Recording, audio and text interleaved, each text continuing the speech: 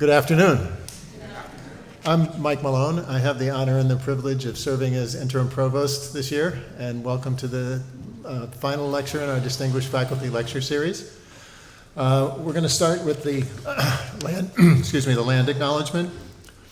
The University of Massachusetts Amherst acknowledges that it was founded and built on the unceded homelands of the Pecumtuck Nation on the land of the Nawatic community. We begin with gratitude for nearby waters and lands. We recognize these lands and waters as important relations with which we are all interconnected and depend on to sustain life and well-being. The Pecumtuck had connections with these lands for millennia. Over 400 years of colonization, when the Pecumtuck people were displaced, many joined their Algonquin relatives to the east, south, west, and north. That includes Mashpee and Aquinnah Wampanoag, Nipmuc, Narragansett, Mohegan, Pequot, and Mohican communities, and Abenaki and other nations of the Wabanaki Confederacy. These native peoples still maintain connections and relationships of care for these lands today. We also acknowledge that the University of Massachusetts Amherst is a land-grant university. As part of the Morrill Land Grant Act, portions of land from 82 native nations west of the Mississippi were sold to provide the resources to found and build this university. As an active first step toward decolonization, we encourage you to learn more about the native nations on whose homelands UMass Amherst now resides, and the indigenous homelands on which you live and work. We also invite you to deepen your relationship to these living lands and waters. And now I'd like to introduce Dean Anna Maria Segal-Reese, who will introduce our speaker.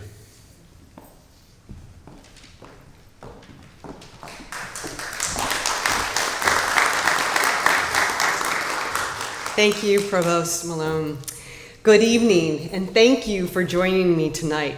It's my honor to introduce you to the recipient of the 2023-24 Distinguished Faculty Lecturer and awardee of the Chancellor Medal, Dr. Richard van Emmerik. Almost 3 decades ago, Dr. van Emmerik joined the UMass faculty in what was then known as the Department of Exercise Science. At that time, our school and its departments had room to grow with a smaller faculty community. But the Kinesiology department was already nationally renowned and recognized.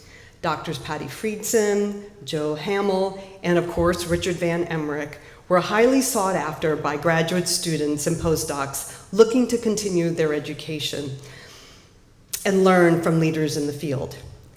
Richard has always committed much of his time to his students, chairing over his career 17 PhD committees, 13 master's committees, and serving as a member of over 100 doctoral, master's, and undergraduate honors committees. This is an outstanding level of mentorship. Richard is also dedicated to his colleagues and department, currently serving as a department chair and co-director of the Center for Professional Health Monitoring in the Institute of Applied Life Sciences. Regarding his research, Richard has become internationally recognized for his expertise in understanding the mechanism controlling human posture, gotta stand up right, locomotion, and the manual tasks commonly observed in many of our activities of daily living. His work aims at understanding how coordination and the control of human movement are altered with environment, aging, and neurological diseases such as multiple sclerosis and Parkinson's. Professor van Emmerik's research has examined a variety of tasks from writing, drawing, and grabbing or tracking an object to standing, walking, and running. The fact that he and his research team have conducted these activities in diverse populations, from young athletes and soldiers to older adults and people with neurological diseases, has given him a unique perspective and deep understanding of the typical and pathological human movement. He collaborates frequently with the faculty in speech, language, and hearing sciences on these projects. He's a member of the Royal Dutch Academy of Arts and Sciences, the American National Academy of Kinesiology, and serves on the editorial boards of the Human Movement Science, Motor Control, Kinesiology Review, and the Brazilian Journal of Motor Behavior.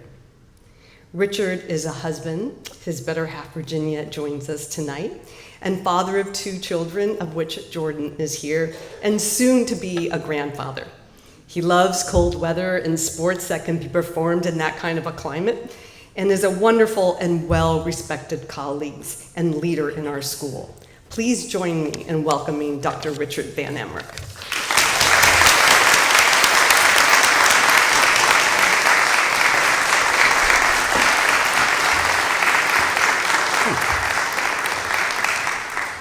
Thank you very much, Dean Segaris, for this really, really nice introduction. I learned a few things about myself. I have to step back a bit. This is amazing, all the people here. I guess you're all coming to listen to my talk today. This is really, really nice. So thank you all for being here. And so let's get going, or let's laten we de mouwen opstropen, as we would say in Dutch. Let's get to work, right? So before I start, I'd like to recognize and acknowledge a few people up beforehand, because obviously the work that I'm presenting is clearly a team effort. This is something obviously no single person can do. And the work on MS has been a great collaboration between UMass Medical and Memorial Health with Dr. Carolina Ionetti as the director of neuroimmunology and the MS Center there. Here, Jane Kent, John Buonacorsi, he's here as well.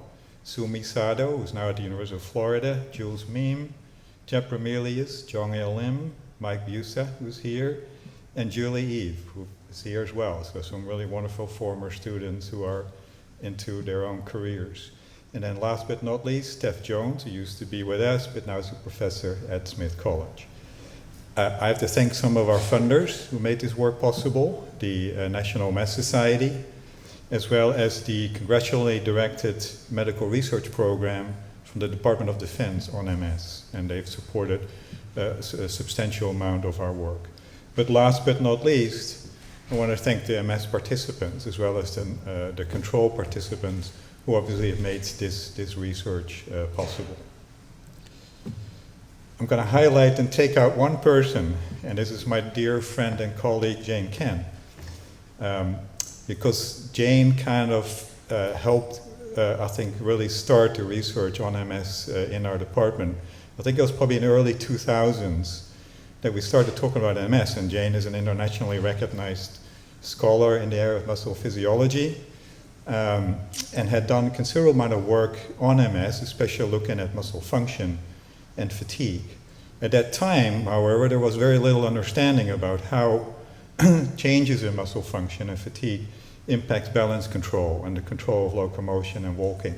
So it kind of started off a great collaboration, and we've certainly contributed, I think, significantly to the development of our understanding of balance and locomotion problems in people with MS. So the research since then really has accelerated in terms of the knowledge really that we have gained since then. So what I want to talk about today is first give you a bit of a general background and overview of MS, the pathophysiology, epidemiology and etiology, as well as the different subtypes of MS, disease-modifying treatments that are currently certainly utilized, as well as clinical presentations and symptoms.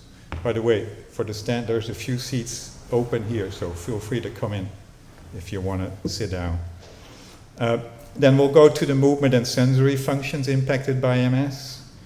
And I'm going to highlight 2 key examples from our research. I'm not going to throw all of our work at you. I think that's really not the place for today, but I'll highlight one piece of research on the relationship between sensory function and walking. Then we're looking at sensory motor function in different MS subtypes, especially comparing progressive MS and relapsing remitting MS. And I'll finish up with some of the promising and shown interventions that might improve the motor function and walking, especially in people with MS.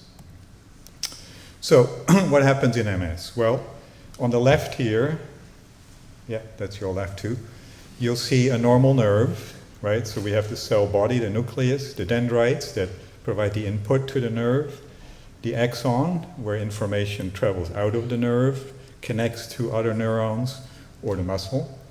And what we see surrounding that axon is myelin. And myelin is essential for the proper functioning of that neuron. What you can see in MS is that that myelin surrounding the axon is impacted or degenerates. Now, myelin has as essential function that it is critical for proper speed, for the conductional speed of the transmission of the signal. So here's a comparison. A myelinated axon can reach speeds, transmission speeds up to 120 meters per second. For the metrically impaired people, this is 340 miles per hour. And an unmyelinated axon can only go to about maybe 2 meters per second, or say 3 miles per hour. So that's a tremendous difference, right, in the ability to quickly transmit and connect signals between different parts of the nervous system. In addition, myelin plays an important role in insulating the neuron, so making sure signals do go from A to B where you intend it to go, right? So two key functions on that. Now, MS is an autoimmune disease where the T cells in your body attack this myelin protein. And normally, of course, T cells, they're a form of white blood cells. They're good. They help your immune system fight germs and protect you from disease, right? So this is a good thing. However, in MS and other autoimmune diseases, these T cells become bad, right? So they, especially what we see here, they cross the blood-brain barrier, and especially the CD4 and CD8 effector T cells establish or maintain really an inflammatory environment that eventually leads to the degeneration and the destruction of myelin. And it also does that through basically the death or the degeneration of the oligodendrocytes. And oligodendrocytes are the key central nervous system structure cells really that produce myelin. And here you see an image, and they're distributed throughout the central nervous system. So you see an image here of these oligodendrocytes. So autoimmune disease that really where the T cells go from being the good cops to the bad cops. What that results in is that we see lesions in the parts of the central nervous system. So here we see brain lesions. So these are areas where we see that myelin degeneration in different parts of the brain. In MS, we can also see it in the spinal cord. And especially the spinal cord lesions are important also contributors to impairment and to inability to walk. And we'll talk a little bit more about that as we go. Here's an image of a demyelinated part of a neuron here in green, here at top and there. And so what we see overall is that a neuron goes from a healthy state to partial demyelination, and eventually that demyelination becomes so severe that that neuron will degenerate and will die, right? And obviously that means there's a basically lack of connection. So the connectivity that neuron had to other neurons will cease to exist. MS is the leading cause of disability in young to middle-aged adults. So, oops, don't go too fast. So typically, people with MS are typically diagnosed between the ages of 20 and 50 years old. And as a result, early intervention is going to be very important in order to maintain functionality till later in life. Roughly 2/3 of individuals with MS are women, and that number has been fairly consistent throughout. MS is not equally distributed throughout the world. It tends to be more prevalent at latitudes around 45 to 65 degrees, north and south. Roughly 3 million people with MS worldwide have MS, and close to 1 million people in the US suffer from MS. So it gives you kind of an idea about the number of people affected with this disability. What causes MS? Well, as with most disorders, with most pathologies, it's a combination of genetic and environmental factors. So genetically, the histocompatibility complex, HLA-DRB1, environmental factors such as vitamin D levels, ambient UV radiation, viruses, Epstein-Barr, and some other kind of behaviors related to tobacco smoking. So cause unclear, but clearly thought for a long time to be this combination of genetic and environmental factors. However, a recent study in Nature entitled Elevated Genetic Risk for Multiple Sclerosis Emerge in Steppe Pastoralist Populations did a genomic analysis that goes back like 10,000 to 12,000 years and really shed some light on these geographic differences or preferences in terms of people getting MS. So the story goes that in the Mesolithic and Bronze Age, the Yamnaya from Western Russia, Ukraine, and Kazakhstan moved to Western Europe. At that time, the gene variants that they carried, they were protective against diseases by their cattle and sheep.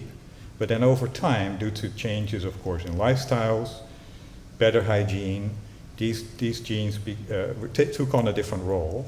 And as a result, presented higher risk of diseases, including MS. So it's a kind of very exciting new studies that certainly shed some light on the potential genetic contributions related to MS. MS is characterized by different subtypes. The most common form is relapsing remitting MS. In that case, what we see is a relapse, so that's kind of inflammation, so an episode of significant inflammation, to be followed by kind of a return, not quite to normal, but in the beginning could be returned to baseline, or at least close. But over time, that return becomes harder. So it's a kind of an alternating sequence of relapsing and remissions.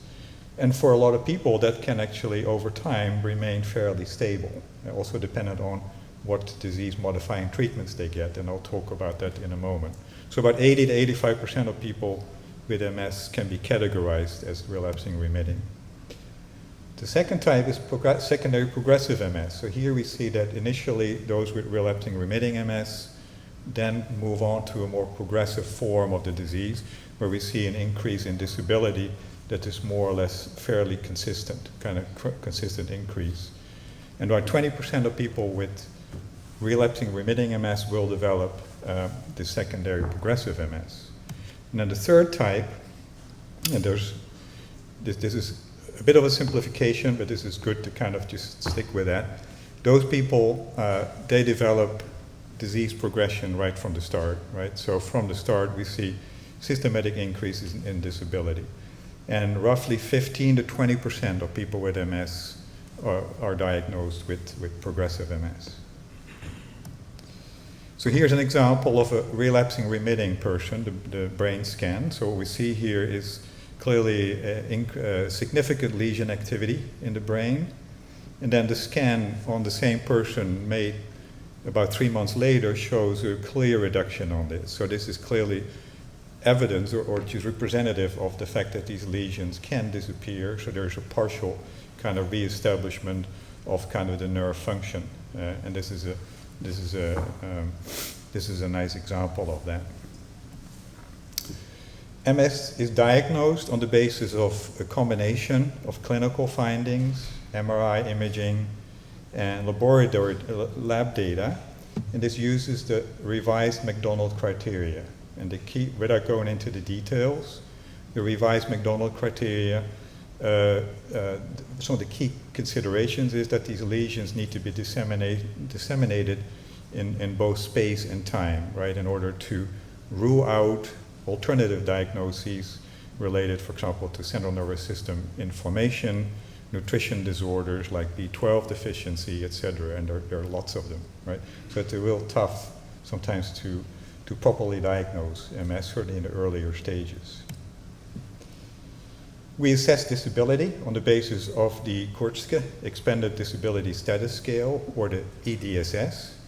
Obviously it goes from a scale of 0 to 10.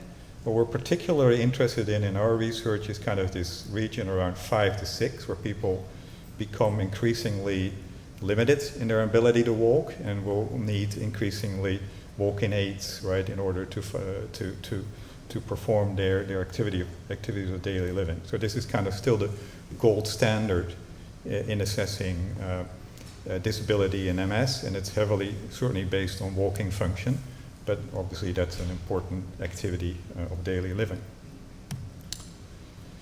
I'm going to share a few personal accounts throughout the talk with you today that kind of gives you hopefully a better sense as to what MS means to people. So in this case, regarding disability.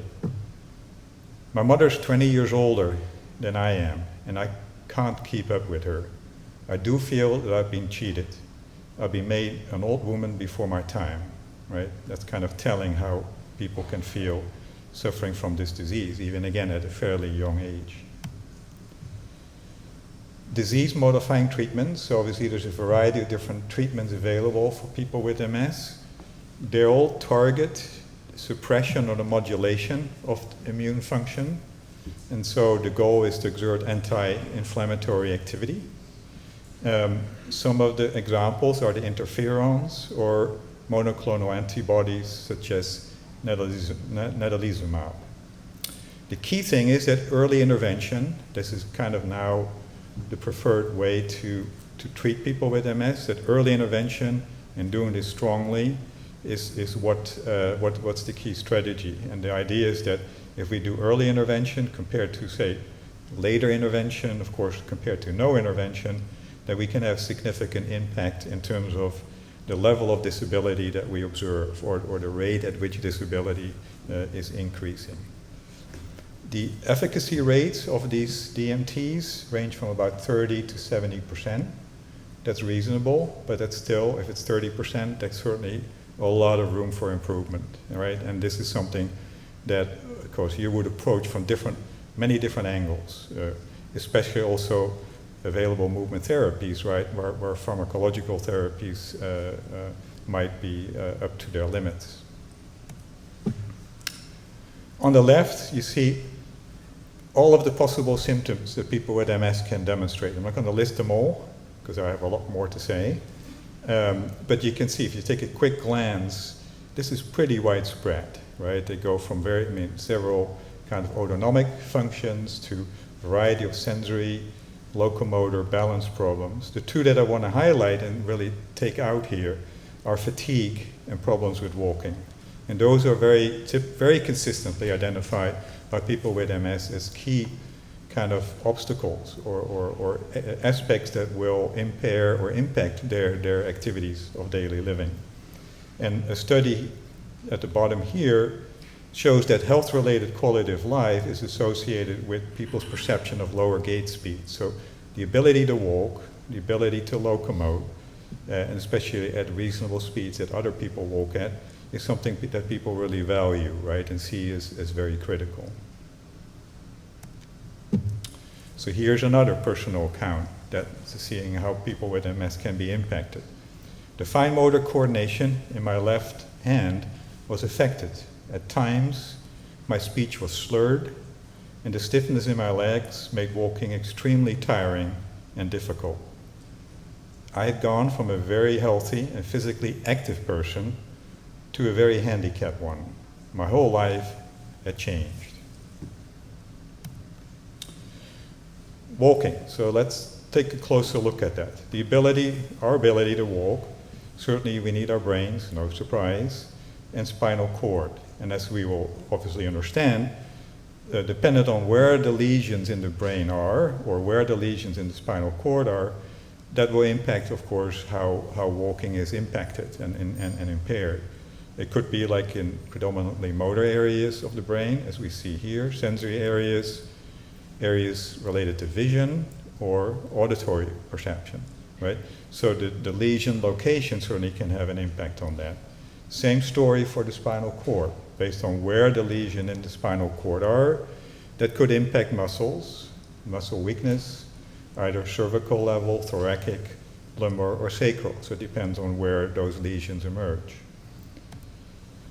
The spinal cord especially is essential for key locomotor or walking functions. Reflexes are key parts of our neural system that certainly take place in the spinal cord. People with MS have various reflexes that are quote-unquote abnormal. An example is a Babinski reflex, where if you strike the sole of the foot, you get the fanning out of the toes. So that's something that is typically observed, or not always, but definitely can emerge. The other part of the spinal cord that's essential in understanding locomotion are what we call central pattern generators. These are rhythmic neural structures, and those are very essential in locomoting, in the rhythmic output patterns that we see, whether you're two-legged, whether you're four-legged, or this beautiful creature, whether you're 100-legged in the centipede.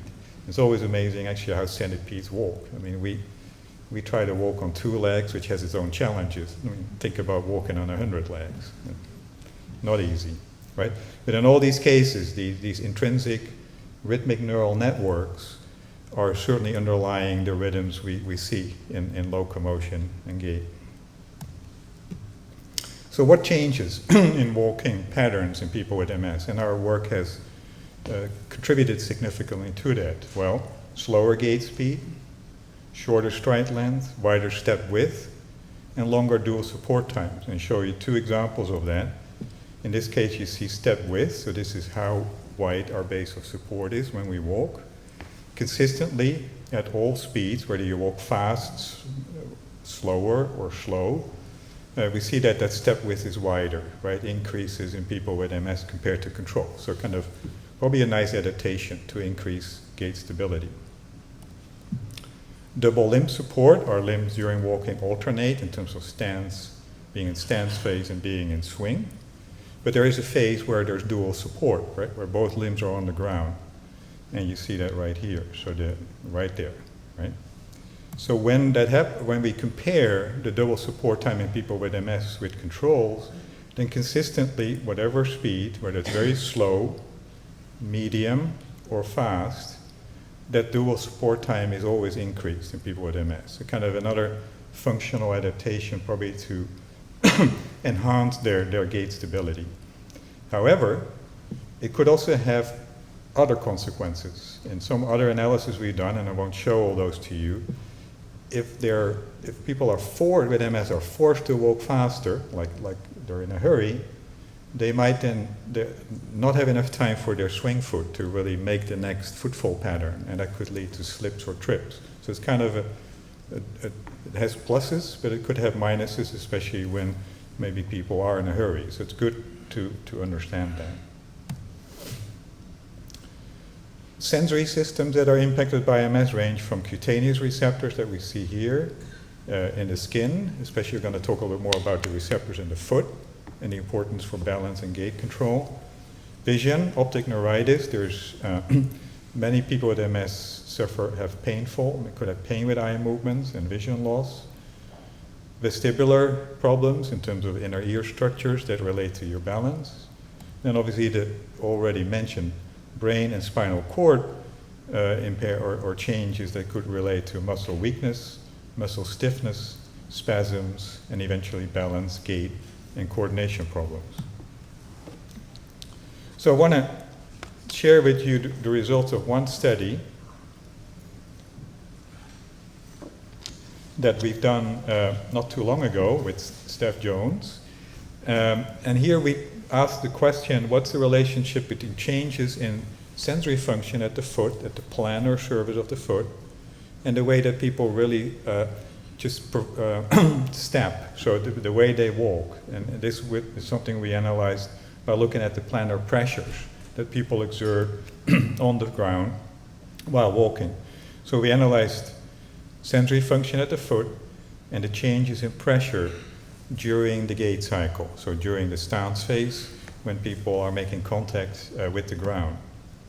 And the foot, our feet, are innervated by a rich array of cutaneous receptors, as you can see here in B, the different colors indicating the different types of receptors. And in A, we see the size of some of their receptive fields. And the receptive field is what's kind of the reach of that receptor, how much, or if there's stimulation, if there's pressure or vibration, how much of an area are they sensitive to. So these receptors can change based on, say, being fast or slow adapting. Are they quickly responding to something? Are they slowly responding to something? And importantly, are they specialized in terms of detecting stretch versus pressure versus vibration? In our protocols, we've used many of these, but in this case, what I show you is how we use vibration to test these changes in cutaneous sensitivity at the feet. So what we do is we apply vibrations, whether people are blindfolded, and start to systematically increase the level of that, the strength of that vibration. And then people need to identify when they feel it. So this is kind of checking the threshold of these cutaneous receptors and when they become noticeable to people in terms of something is happening, in this case to my foot. And what we consistently find is that threshold is increased in people with MS compared to controls. And this is both in the lower sensitive foot, because we have asymmetries, and in the higher sensitive foot, right? There's clearly asymmetry in the feet that are increased in people with MS. So that higher threshold means they have reduced sensitivity in terms of cutaneous stimulation. What we also found is that people with MS exert higher pressures on the ground. And here you see an example of these pressures. So red means high amount of pressure, green and blue means lower amount of pressures, right? So the pressure distribution, of course, under the foot will change as a function of, say, our stance and the footfall pattern. It was also interesting effect, as you can see here, there's clear asymmetries, right, in the pressure patterns of the feet, left and right. And people with MS show that more strongly, but I'm sure all of us in the room here will have some similar asymmetries in the feet. But the general finding is what we see is that pressure overall across the stance phase is increased in people with MS compared to controls. And we see that again at all gait speeds, at matched speeds, when we have people with MS and non-MS controls walk at the same speed. What that means is that we probably see a difference in the way that people with MS place their foot on the ground. It's probably a more flat-footed placement. And the interpretation of that could be twofold. It could be that they need to have that higher pressure in order to get more information. Remember, their thresholds are higher, so their sensitivity is lower. You just need to exert more pressure in order to get that information, right, when you're walking. The other option, though, is that there could also be, this could be an impairment in the sense that not only cutaneous receptor activity is impaired or reduced, overall we've also observed that general proprioception, so the sense of limb orientation of our body in space, is also impacted in people with MS. So it could be that these higher pressures clearly emerge because of inaccurate foot placement, that people have no sense exactly where they're placing their feet. That still needs to be figured out in terms of whether it's compensation or impairment, this increased pressure. Now, interestingly, if we now go to a different system, if we go to vision, what we find is that people with MS actually look down more closely to where their feet are. And in this analysis, we analyzed this is called the proximal visual intersect. This is where your head intersects the ground, so kind of where you're looking at. The distance from that intersect to the center of mass is shorter than those healthy controls. So this means people probably need to look closer to their feet to see where they're placing them as kind of a way to deal with that reduced sensory loss, right, at the bottom of the feet that I was talking about earlier. So kind of a nice example of a visual compensation. All right.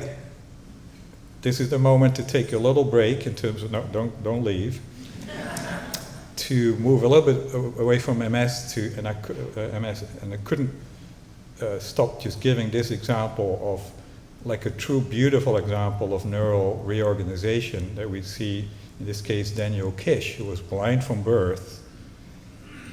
Some of my friends here in the audience will recognize this. We're avid mountain bikers. Daniel, being blind, didn't stop him from mountain biking, and as you can see from this image, on not the easiest trails, even being a guide in terms of mountain biking. And the way he does it is through echolocation. So he turned himself into a bat. and I'm going to share the movie, a very short movie clip. Oh, no, I shouldn't do that.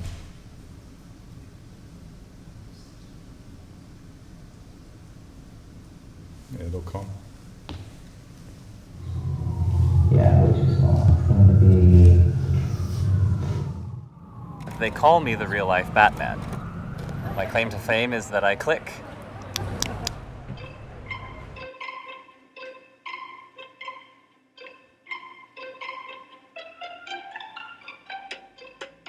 There's a lot of emphasis on helping the blind in this sort of charitable way.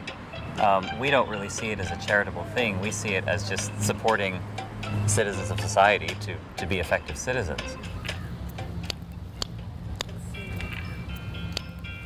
Our emphasis is in how the blind can help the world. So blind people who are able to step up to the plate, choose how and what they want to achieve. They've developed themselves into something, and they've developed the world around them into something. And that is a process that is applicable to everyone.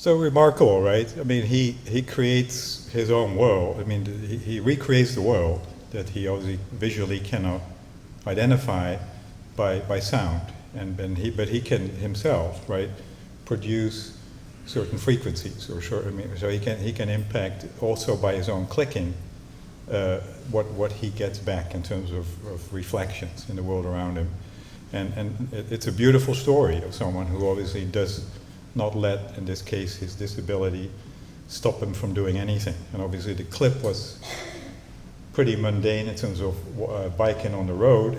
Believe me, he has taken people out on trails that probably me and my friends might not even want to go on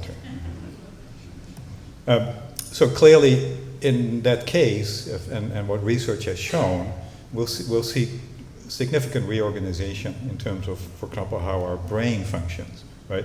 So people have consistently found that is in blind people, right, as we've shown before, visual cortex is at the back of the head. It doesn't sit idle. The brain uses real estate pretty intensely and quickly reorganizing things. So for example, when blind people read Braille, we see significant activity in the visual cortex that obviously normally we wouldn't see, right? Braille is tactile, right? So tactile information would not normally be certainly at least pretty much seen in that part of the brain. Same for people who are deaf, right? Deaf people, now when they are engaged in sign language or visual tasks, we see that significant activity in the auditory cortex. And obviously those, in many cases, that's something that has emerged from birth. But some really exciting work a while ago from Pasquale Leone in Boston showed these reorganizations can actually happen in a matter of a few days, right? So they had, I think they were volunteers, blindfolded, so these were actually people could see, but they were blindfolded for a week. And what they showed is that within a matter of days, the visual cortex started to be used in reading Braille, because they were blindfolded for a week. What else do you do? They made them practice reading Braille. And within a week, and even shorter, they could see changes in the visual cortex in terms of activity. So some remarkable stories and examples of reorganizations of the brain, but especially then, of course, eventually behavior to these sensory impairments. So the second study I want to share with you is our work on progressive MS, and this has been quite an exciting study, again, using the MS Center in Worcester. And the goal there, so this is a longitudinal study where we track sensory motor function changes and walking over a 2-year time period in 3 cohorts: relapsing remitting MS, progressive MS, and non-MS controls. And the MS cohorts were tested at the MS Center in Worcester. And the key thing, of course, is that the relapsing remitting and the progressive MS group certainly are very different in terms of their disability. So relapsing remitting was on average about 3, which is kind of moderate disability. And the progressive MS around 6, which is kind of certainly already, in most cases, needing assistance in terms of walking and activity of daily living. So we had a variety of different tests, the cutaneous vibration test that I showed you before, but now doing in the hand as well as the feet. Proprioception, sense of limb position, both in the hands, the feet, and whole limb proprioception, in terms of matching fingers, and of course we would ask people to do this blindfolded. And then rapid tests in terms of ability to activate your muscles, both at the hand and at the feet. And then a variety of walking tests, the 25-foot walk test, which is kind of the gold standard clinical assessment, and the time up and go, where people go from a chair, walk around a cone, and go back to sit in the chair. A few results, we have lots of results, and I want to share them all with you. Again, here, what we see is some clear changes and differences in the threshold of vibration. This is at the foot, so again, that vibration threshold at the foot. We see that threshold increases systematically from controls to relapsing remitting in the center to progressive MS, and with also significant differences between the two MS groups. Foot taps, so the ability to activate the muscles and deactivate the muscles, the same pattern. Now the number of taps goes systematically down from the controls to relapsing remitting to MS. So these are just 2 examples of some of the changes that we observed. And then walk time increases again between the 3 groups, and is again significantly different between the 2 MS groups. What we did was then look at over time, how do these functions, these sensory motor functions change? And so what we looked at is the change from baseline to 12 months, from 12 to 24, and from baseline to 24 months. And what I'm going to highlight the 2 key variables that really distinguish progressive and relapsing remitting MS. And the first one, again, it's kind of getting to be an old story, is this foot vibration threshold. So that over that 2-year period, that threshold increased most clearly in people with progressive MS. So higher values here on the y-axis, on the vertical axis, is worsening function compared to baseline. And that clearly distinguished the 2 groups, right? The next one is walking, and the same story. If we look here at the baseline to 24-month change, higher value again is worsening function. We see a clearly much greater decrease in walking function, walking performance in the progressive MS group. Okay, so cutaneous sensory function as well as walking function, clear indicators of differences between as to how they deteriorated over a 2-year time period between progressive and relapsing remitting MS. And interestingly, the baseline sensory function also actually helped us predict, or was able to predict that walking speed, that gait speed decline. And I won't show all the data on that. The next topic that I want to briefly discuss with you is fatigue. As I identified before, walking, decrease in walking function and fatigue are really major obstacles for people with MS in terms of activity of daily living.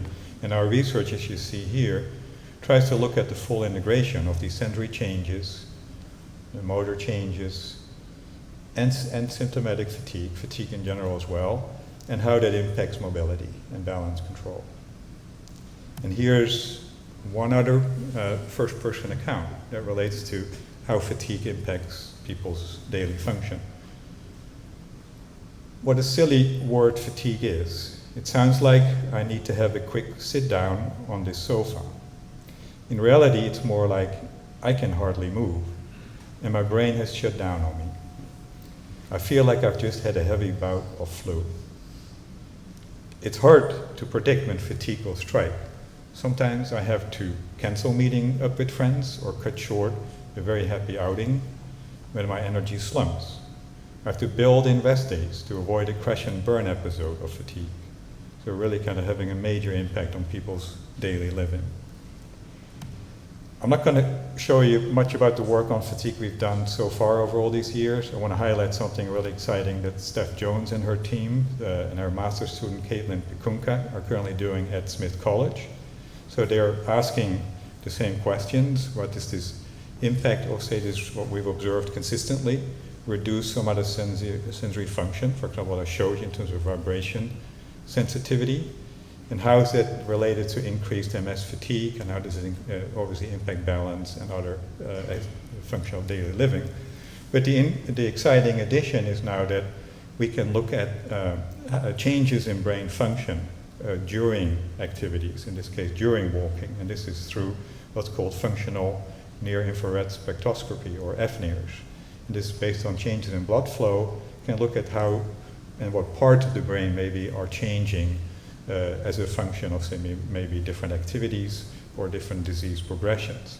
So without going into the details, what a former study, or a recent study on MS and FNIRS has shown, this is Aratanya et al., is that we already see enhanced cortical activation, so actually more brain activity in the motor areas in people with MS, even in very early stages of the disease. And what Steph and the team are investigating is to see maybe how that is maybe a compensation or related to this impaired somatosensory function.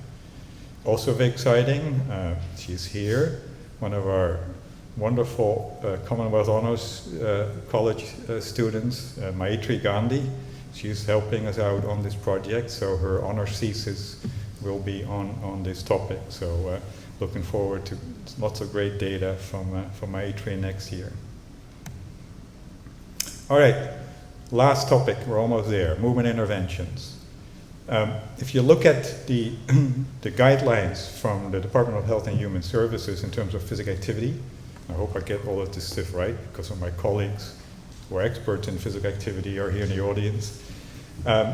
Pretty much the guidelines, the formal guidelines are the same in terms of the amount of aerobic activity, the amount of strength training. So they try to keep these guidelines the same for people with disabilities.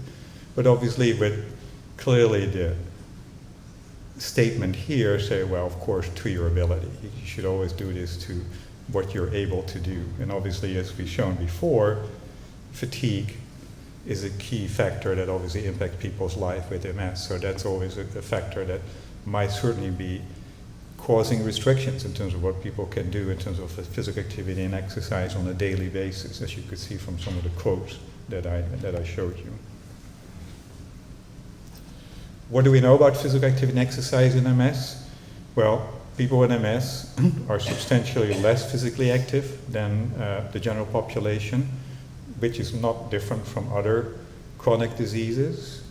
So people with, roughly 20% of people with MS meet the physical activity guidelines versus 40% of the general population. That 40 might still be too high, maybe it's already lower, who knows. But clearly a difference, right? And that offers, besides their chronic conditions and the challenges that they have in terms of the disease itself, being less physically active is not going to help, right? It's not going to just help with that.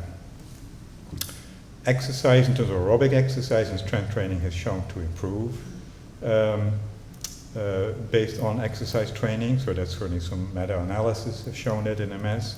And actually, interestingly too, is that exercise might promote neuroplasticity. So it's some recent studies, or maybe not too recent, but it's shown that actually we see some brain changes, brain volume changes. Whether that's functional, eventually it needs to be figured out as a function or as a result of exercise. I want to highlight one study recently done in 23 that's based on home-based exercise, which could be very, very important to people with MS. Again, based on the limitations they have, fatigue, going to structured exercise classes outside the home can certainly be a challenge. So home-based exercise programs certainly are very promising, and this study showed, so they used a home-based aerobic training intervention using recumbent bicycle ergometer, and they showed increased aerobic activity capacity, increased vascular function, and also increased in gait speed, 25-foot walk speed, and these increases were 7%, 16% and 13% respectively. So reasonable increases based on a home-based exercise program, so it's very, very promising. The other one I want to share with you, some of the research has been done in MS and Tai Chi. And the great thing about Tai Chi is that it integrates a lot of the things that you want to improve. Sensory function, aerobic capacity, flexibility, coordination, strength, and balance. And our own research, and Julie Eve, who's, as I said, is here today. Julie worked extensively during her time as a master's and doctoral student in assessing the effects of Tai Chi intervention on people with MS. And what you see here is that same vibration threshold I've kind of talked throughout the talk. And what we see is on red we have pre-Tai Chi, in blue post-Tai Chi we see a decrease in threshold after the Tai Chi intervention. So the decrease in threshold means there's an increased sensitivity to stimulation at the foot. And what we think the reason that happens is that in Tai Chi you get these slow movements that focus on foot placement, and maybe that certainly increases the ability for people to detect information at the sole of the feet. And this happens in both, again, the more and the less impaired foot. Interestingly, in this case, it also increased postural stability. This is on the y-axis, postural stability, higher is better. What we see is that, again, the intervention increased postural stability, in this case in a pretty challenging task, namely tendon stand, where you have to put one foot in front of the other. And that increase was observed both in the forward-backward direction, or anterior-posterior, as well as the medial-lateral direction, which obviously is a challenge given that reduction in the base of support while standing in tendon stands.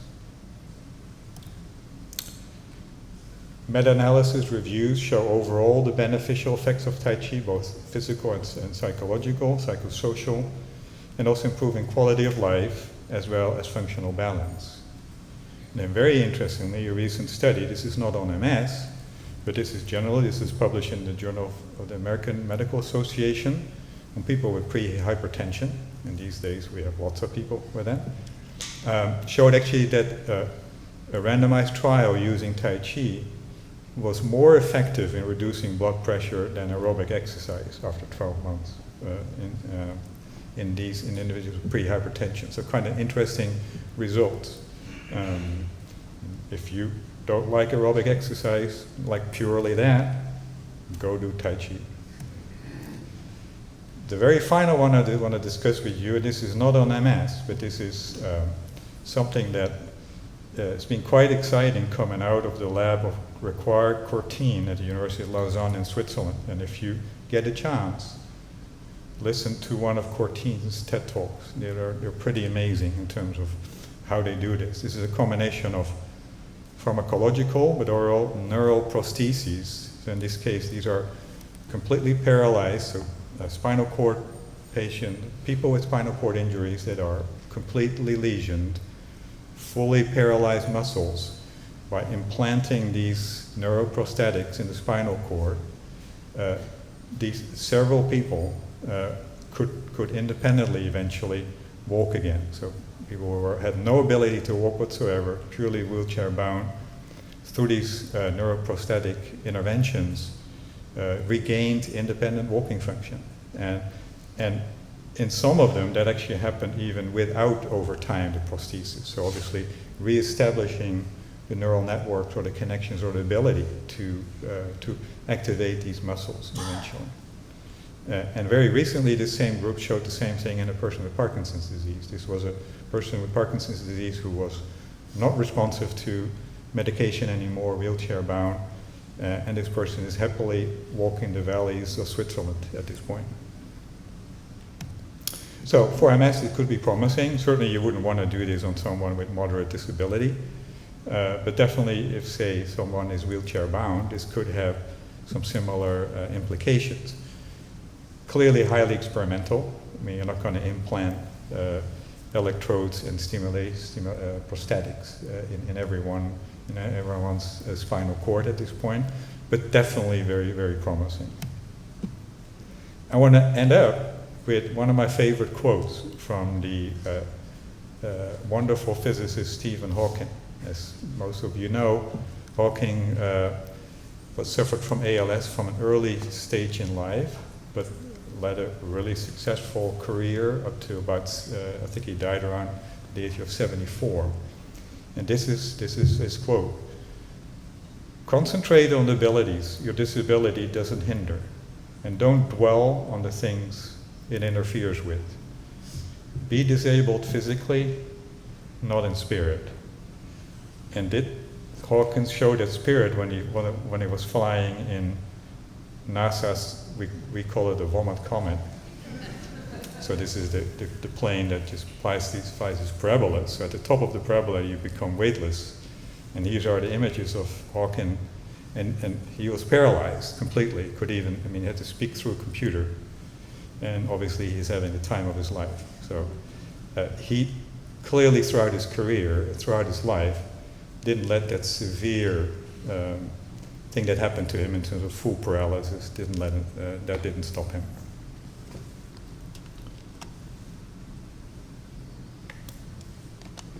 All right, 3 more slides, a few thank yous. I want to thank the staff, all my wonderful colleagues and students in the kinesiology department. We truly are a family. I think we're a great department. Thank you to the colleagues who nominated me for this award.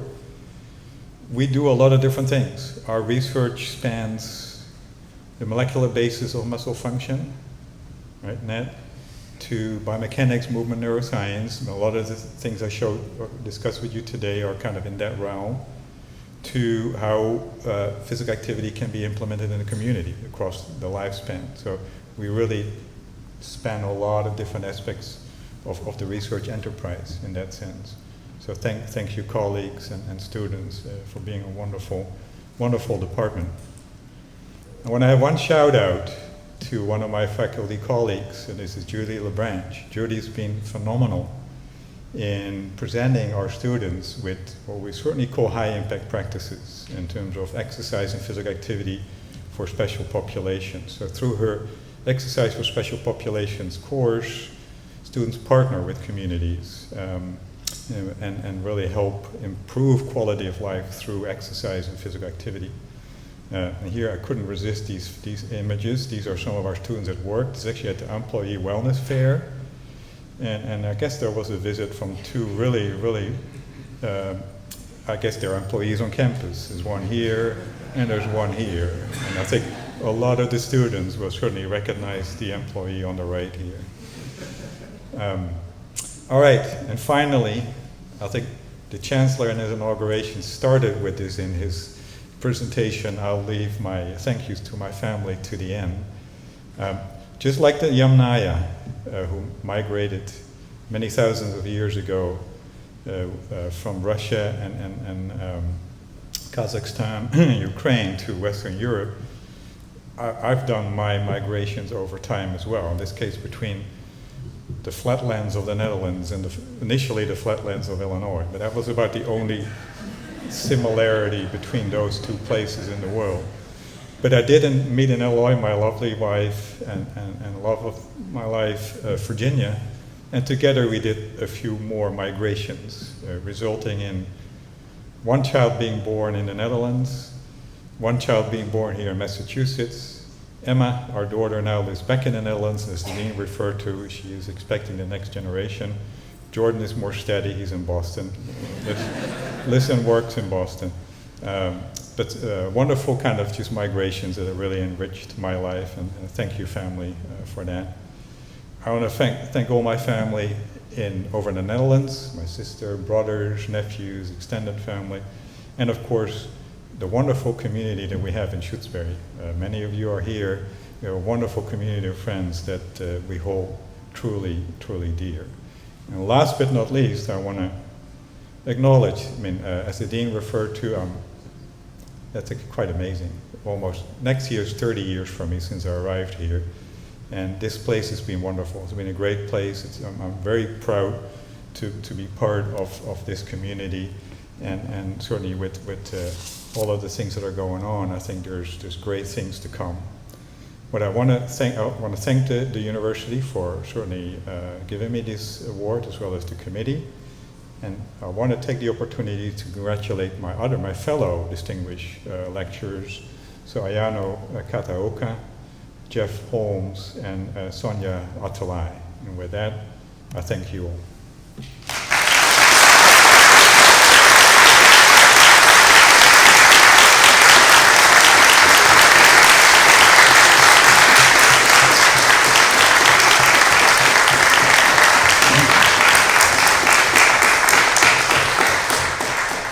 Thank you so much, Professor Van Emmerik. Would you take some questions? Absolutely. We'll bring a microphone to you if you have questions.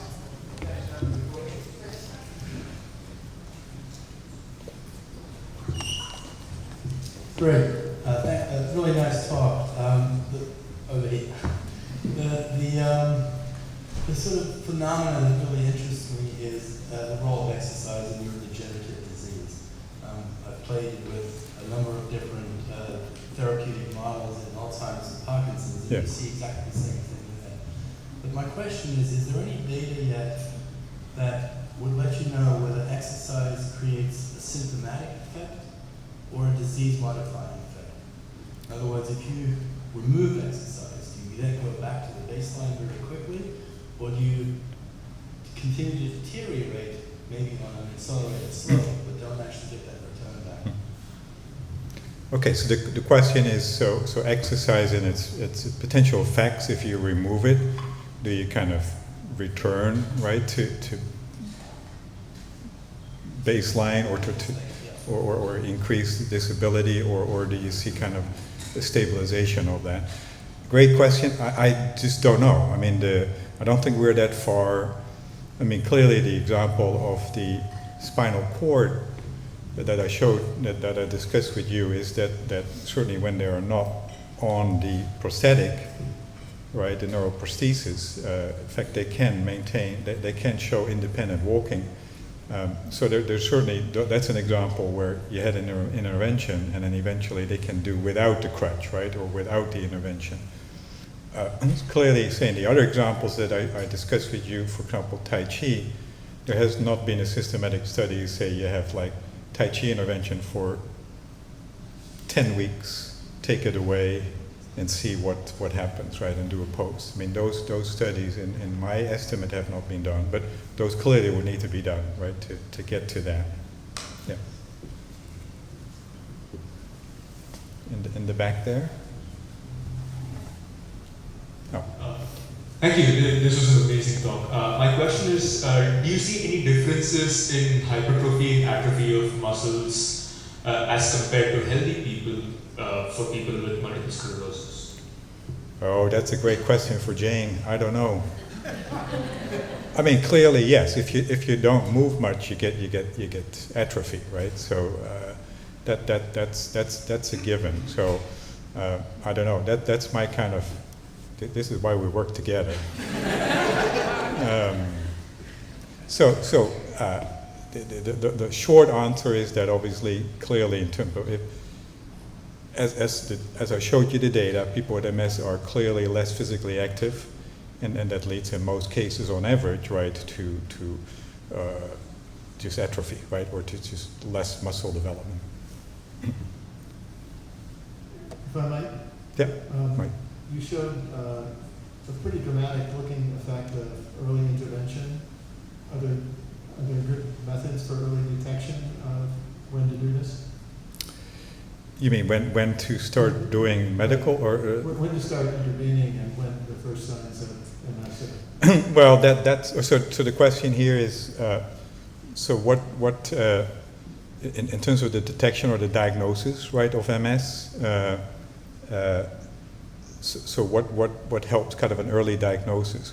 That's still so the key criteria are definitely it's like MRI images, but there also has to be functional disability, right? So functional kind of impairments.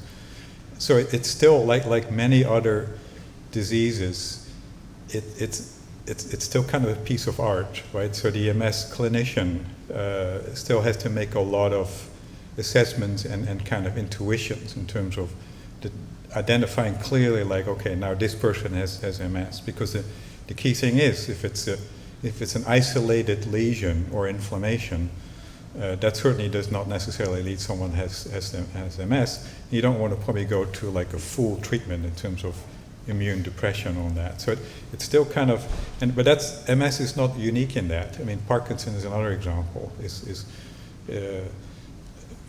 Prior to doing all the work in MS, I mean, I did a lot of work on Parkinson's disease also in the Netherlands, working very closely with clinicians and seeing that firsthand.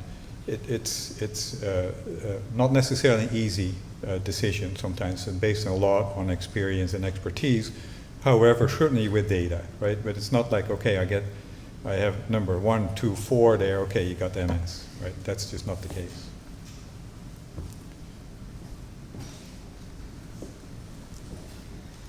So how do you think the improved sensation is driving the improved motor function? Because I imagine those are different neural pathways, right? And the motor nerve is degenerating, but you're getting improvement in function. Well, I think some of my colleagues who sit here in the second row can certainly also help. So the question is, how does improve somatosensation improve motor function? Well, maybe in terms of neural structures, they're separate. Functionally, they're highly integrated, right?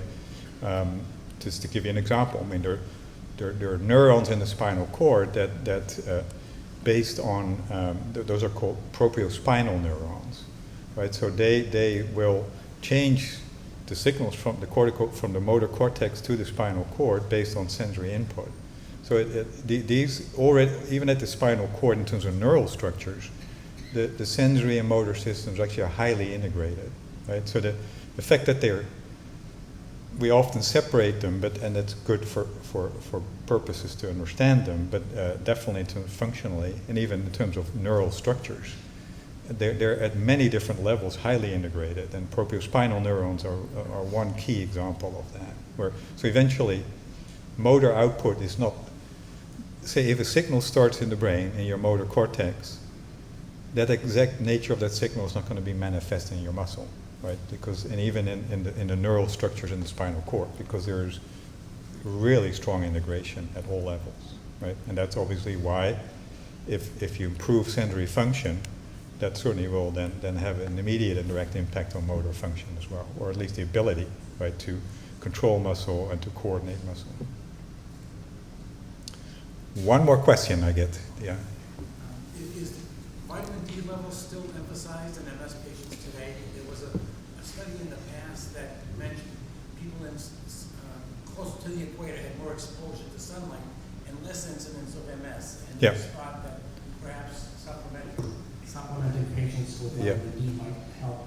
Yeah, good question. So vitamin D levels in MS, again, based on, I mean, clearly as I showed you, right, so the geographic differences, that certainly sunlight could have an impact on it.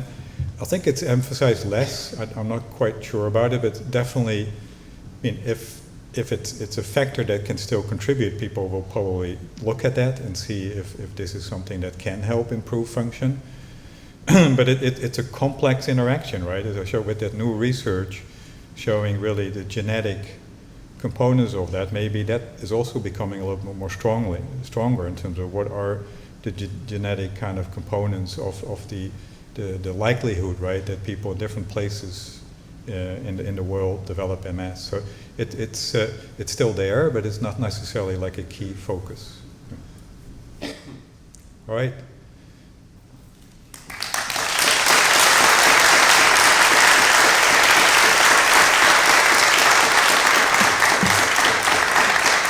Very good.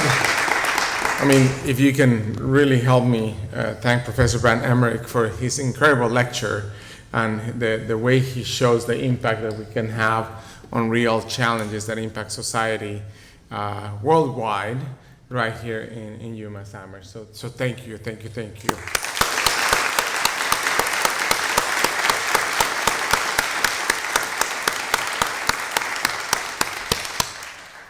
And I know that we have a reception for you, so I want to get us there as fast as we can. There's a lot of people that I'm sure want to congratulate you. I want to thank your family for being here today and your co-authors for being here today to really honor you. This is an incredible accomplishment in your 30-year career at UMass Amherst. But thank you all for your questions and participation. It is my honor to present Professor Richard van Emmerik with the Chancellor's Medal, the highest honor bestowed upon our faculty in the UMass Amherst campus. Congratulations, Professor van Emmerik.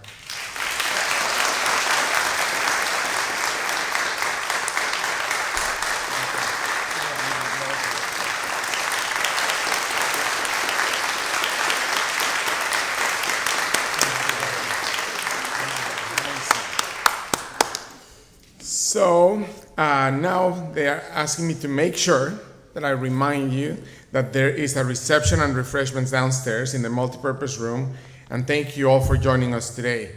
I do want to say that this is the last of the Distinguished Faculty Lecture Series of the year. 4 incredible scholars in this university in different disciplines, but it just shows the capability, the ability, and the amazing impact that we can have as a Research One university. So thank you all for supporting this lecture, for coming to enjoy them, and hopefully we will see you again in next academic year. Congratulations again.